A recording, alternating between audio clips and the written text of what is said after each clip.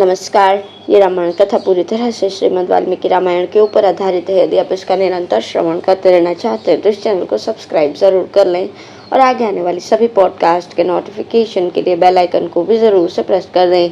अब हम सुनेंगे 14वां सर्ग, मंत्रियों सहित रावण का यक्षों पर आक्रमण और उनकी पराजय। अगस्त्य जी कहते हैं, रघुनंदन, तदंतर बल के अभिमान से सदा उन्मत्त रहने वाला रावण महोदर, प्रहस्त, मारीच, शुक, शारण तथा सदा ही युद्ध की अभिलाषा रखने वाले वीर धूम्राक्ष इन 6 मंत्रियों के साथ लंका से प्रस्थित हुआ। उस समय ऐसा जान पड़ता था मानो अपने क्रोध से संपूर्ण लोगों को भस्म कर देगा। बहुत से नगरों, नदियों, पर्वतों, वनों और उपवनों को लांघकर वो 2 घड़ी में ही कैलाश पर्वत पर जा पहुंचा। यक्षों ने जब सुना कि दुरात्मा राक्षस राज रावण ने युद्ध के लिए उत्साहित होकर अपने मंत्रियों के साथ कैलाश पर्वत पर डेरा डाला है, तब वे उस राक्षस के सामने खड़े न हो सके। यह राजा का भाई है, ऐसा जानकर यक्ष लोग उस स्थान पर गए जहाँ धन के स्वामी कुबेर विद्यमान थे। वहां जाकर उन्होंने उनके भाई का सारा अभिप्राय कह सुनाया। तब कुबेर ने युद्ध के लिए यक्षों को आज्ञा दे दी। फिर तो यक्ष बड़े हर्ष से भरकर चल दिए। उस समय यक्षराज की सेनाएं समुद्र के समान क्षुब्ध हो उठी। उनके वेग से वह पर्वत हिलता सा जान पड़ा। तदंतर यक्षों और राक्षसों में घमासान युद्ध छिड़ गया। वहां रावण के वे सचिव व्यथित हो उठे। अपनी सेना की वैसी दुर्दशा देखकर निशाचर दशग्रीव बारंबार हर्षवर्धक सिंहनाद करके रोष पूर्वक यक्षों की ओर दौड़ा। राक्षस राज के जो सचिव थे वे बड़े भयंकर पराक्रमी थे। उनमें से एक एक सचिव हजार हजार यक्षों से युद्ध करने लगा। उस समय यक्ष जल की धारा गिराने वाले मेघों के समान गदाओं, मूसलों, तलवारों, शक्तियों तथा तोमरों की वर्षा करने लगे। उनकी चोट सहता हुआ दशग्रीव शत्रु सेना में घुसा और वहां पर उसे इतनी मार पड़ने लगी कि उसे दम लेने की भी फुर्सत नहीं मिली। यक्षों ने उसका वेग रोक दिया। यक्षों के शस्त्रों से आहत होने पर भी उसने अपने मन में दुख नहीं माना। ठीक उसी प्रकार जैसे मेघों द्वारा बरसाई हुई सैकड़ों जलधाराओं से अभिषक्त होने पर भी पर्वत विचलित नहीं होता, उस महाकाय निशाचर ने कालदंड के समान भयंकर गदा उठाकर यक्षों की सेना में प्रवेश किया और उन्हें यमलोक पहुंचाना आरंभ कर दिया। वायु से प्रज्वलित होती हुई अग्नि के समान रावण ने तिनकों के समान फैली और सूखे ईंधन की भांति आकुल हुई यक्षों की सारी सेना को जलाना आरंभ किया। जैसे हवा बादलों को उड़ा देती है, उसी प्रकार उन महोदर और शुकादि महामंत्रियों ने वहां यक्षों का संहार कर दिया। अब वे थोड़ी ही संख्या में बचे रहे। कितने ही यक्ष शस्त्रों के आघात से अंग भंग हो जाने के कारण समरांगण में धराशायी हो गए। कितने ही रणभूमि में कुपित होकर अपने तीखे दांतों से ओट दबाए हुए थे। कोई थक कर एक दूसरे से लिपट गए। उनके अस्त्र शस्त्र गिर गए और वे समरांगण में उसी प्रकार शिथिल होकर गिरे जैसे जल के वेग से नदी के किनारे टूट पड़ते हैं। मर मर कर स्वर्ग में जाते, जूझते और दौड़ते हुए यक्षों की तथा आकाश में खड़े होकर युद्ध देखने वाले ऋषि समूहों की संख्या इतनी बढ़ गई थी कि आकाश में उन सब के लिए जगह नहीं अटती थी। महाबाहु धनाध्यक्ष ने उन यक्षों को भागते देख दूसरे महाबली यक्षराजों को युद्ध के लिए भेजा। श्री राम इसी बीच में कुबेर का भेजा हुआ संयोध कंटक नामक यक्ष वहां आ पहुंचा। उसके साथ बहुत सी सेना और सवारियां थी। उसने आते ही भगवान विष्णु की भांति चक्र से रणभूमि में मारीच पर प्रहार किया। उससे घायल होकर वह राक्षस कैलाश से नीचे पृथ्वी पर उसी प्रकार गिर पड़ा जैसे पुण्य क्षण हो जाने पर स्वर्गवासी ग्रह वहां से भूतल पर गिर पड़ा हो। 2 घड़ी के पश्चात होश आने पर निशाचर मारीच विश्राम करके लौटा और उस यक्ष के साथ युद्ध करने लगा। तब वो यक्ष भाग खड़ा हुआ। तदंतर रावण ने कुबेरपुरी के फाटक में, जिसके प्रत्येक अंग में सुवर्ण जड़ा हुआ था तथा जो नीलम और चांदी से विभूषित था, प्रवेश किया। वहां द्वारपालों का पहरा लगता था। वो फाटक ही सीमा थी, उससे आगे दूसरे लोग नहीं जा सकते थे। तो जब निशाचर दशग्रीव फाटक के भीतर प्रवेश करने लगा, तब सूर्यभानु नामक द्वारपाल ने उसे रोका। जब यक्ष के रोकने पर भी वो निशाचर न रुका और भीतर प्रविष्ट हो गया, तब द्वारपाल ने फाटक में लगे हुए एक खंभे को उखाड़ कर उसे दशग्रीव के ऊपर दे मारा। उसके शरीर से रक्त की धारा बहने लगी, मानो किसी पर्वत से गेरू मिश्रित जल का झरना गिर रहा हो। पर्वत शिखर के समान प्रतीत होने वाले उस खंभे की चोट खाकर भी वीर दशग्रीव की कोई क्षति नहीं हुई। वह ब्रह्मा जी के वरदान के प्रभाव से उस यक्ष के द्वारा मारा न जा सका। तब उसने भी वही खंभा उठाकर उसके द्वारा यक्ष पर प्रहार किया। इससे यक्ष का शरीर चूर चूर हो गया।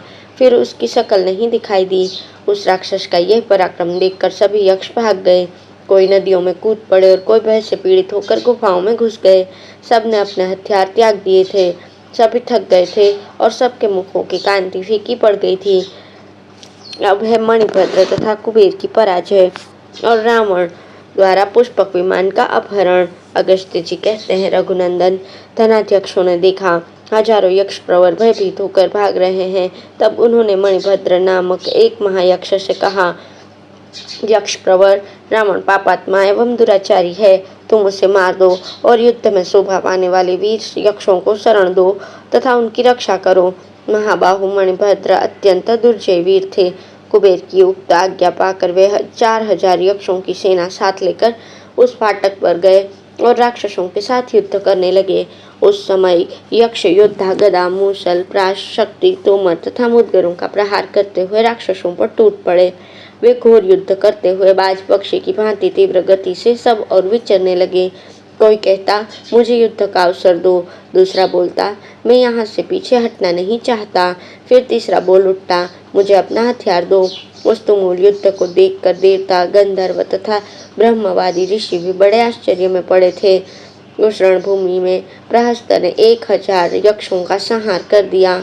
फिर महोदर ने दूसरे 1000 प्रशंसनीय यक्षों का विनाश किया। उस समय कुपित हुए रणोत्सुक मारीच ने पलक मारते मारते शेष 2000 यक्षों को धराशायी कर दिया। कहाँ यक्षों का सरलता पूर्वक युद्ध और कहाँ राक्षसों का मायामय संग्राम। वे अपनी माया बल के भरोसे ही यक्षों की अपेक्षा अधिक शक्तिशाली सिद्ध हुए।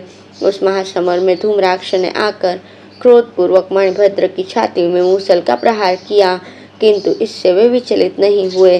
फिर मणिभद्र ने भी गदा घुमाकर उसे राक्षस धूम्राक्ष के मस्तक पर दे मारा।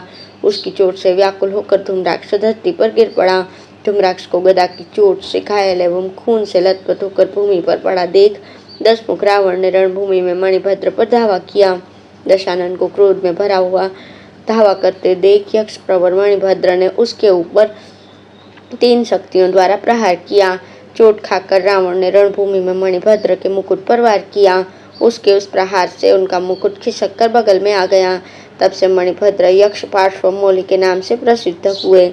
महामना मणिभद्र यक्ष युद्ध से भाग चले। उनके युद्ध से विमुख होते ही उस पर्वत पर राक्षसों का महान सिंहनाद सब और फैल गया। इसी समय धन के स्वामी गदाधारी कुबेर दूर से आते दिखाई दिए। उनके साथ शुक्र और पृष्ठपद नामक मंत्री तथा शंख और पद्म नामक धन के अधिष्ठाता देवता भी थे। विश्रवा मुनि के श्राप से क्रूर प्रकृति हो जाने के कारण जो गुरुजनों के प्रति प्रणाम आदि व्यवहार भी नहीं कर पाता था, गुरुजनोचित शिष्टाचार से भी वंचित था, उस अपने भाई रावण को युद्ध में उपस्थित देख बुद्धिमान कुबेर ने ब्रह्मा जी के कुल में उत्पन्न हुए पुरुष की योग्य बात कही। दुर्बुद्धि दशग्रीव, मेरे मना करने पर भी इस समय तुम समझ नहीं रहे हो, किंतु आगे चलकर जब इसको कर्म का फल पाओगे और नरक में पड़ोगे, उस समय मेरी बात तुम्हारी समझ में आएगी। जो खोटी बुद्धि वाला पुरुष मोहवश विष को पीकर उसे विष नहीं समझता है, उसे उसका परिणाम प्राप्त हो जाने पर अपने किए हुए उस कर्म के फल का ज्ञान होता है। तुम्हारे किसी व्यापार से वह तुम्हारी मान्यता के अनुसार धर्मयुक्त ही क्यों न हो, देवता प्रसन्न नहीं होते, इसलिए तुम ऐसे क्रूर स्वभाव को प्राप्त हो गए हो। परंतु यह बात तुम्हारी समझ में नहीं आती है।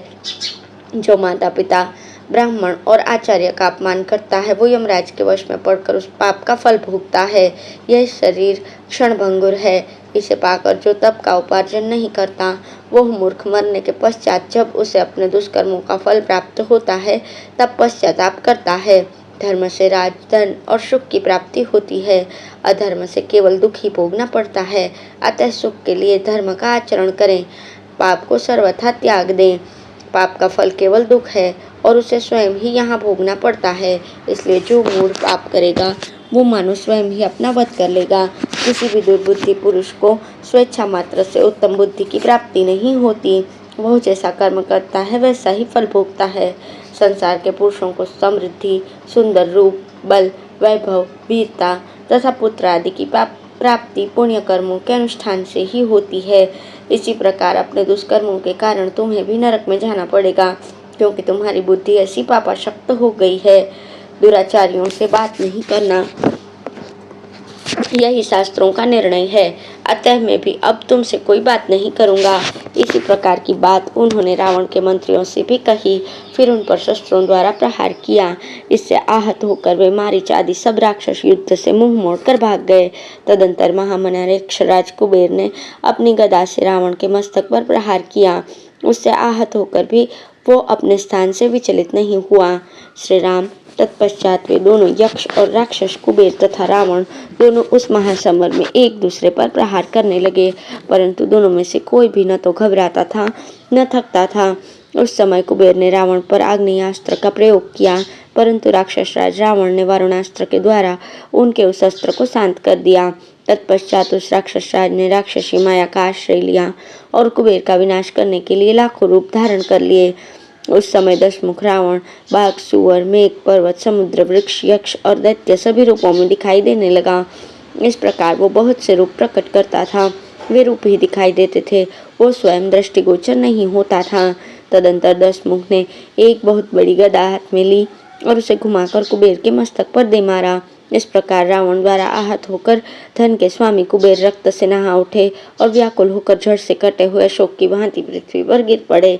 तत्पश्चात पद्म आदि निधियों के अधिष्ठाता देवताओं ने उन्हें घेर कर उठा लिया और नंदनवन में ले जाकर चेत कराया। इस प्रकार कुबेर को जीतकर राक्षस राज रावण अपने मन में बहुत प्रसन्न हुआ और अपनी विजय के चिन्ह के रूप में उसने उनका पुष्पक विमान अपने अधिकार में कर लिया। उस विमान में सोने के खंभे और वैदुर्य मणि के फाटक लगे थे। वह सब ओर से मोतियों की जाली से ढका हुआ था। उसके भीतर ऐसे ऐसे वृक्ष लगे थे जो सभी ऋतुओं में फल देने वाले थे। उसका वेग मन के समान तीव्र था। वो अपने ऊपर बैठे हुए लोगों की इच्छा के अनुसार सब जगह जा सकता था तथा चालक जैसा चाहे वैसा छोटा या बड़ा रूप धारण कर लेता था। उस आकाशचारी विमान में मणि और सुवर्ण की सीढ़ियाँ तथा तपाए हुए सोने की वेदियाँ बनी थी।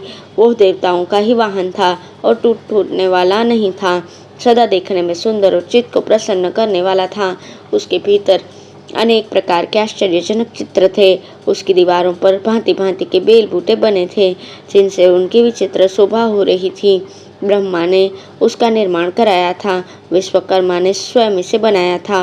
वो सब प्रकार की मनोवांछित वस्तुओं से संपन्न, मनोहर और परम उत्तम था। न अधिक ठंडा था और न अधिक गर्म, सभी ऋतुओं में आराम पहुंचाने वाला तथा मंगलकारी था। अपने पराक्रम से जीते हुए उस इच्छानुसार चलने वाले विमान पर आरूढ़ होकर अत्यंत खोटी बुद्धि वाला राजा रावण अहंकार की अधिकता से ऐसा मानने लगा कि मैंने तीनों लोकों को जीत लिया। इस प्रकार वैश्रवण देव को पराजित करके वो कैलाश से नीचे उतरा।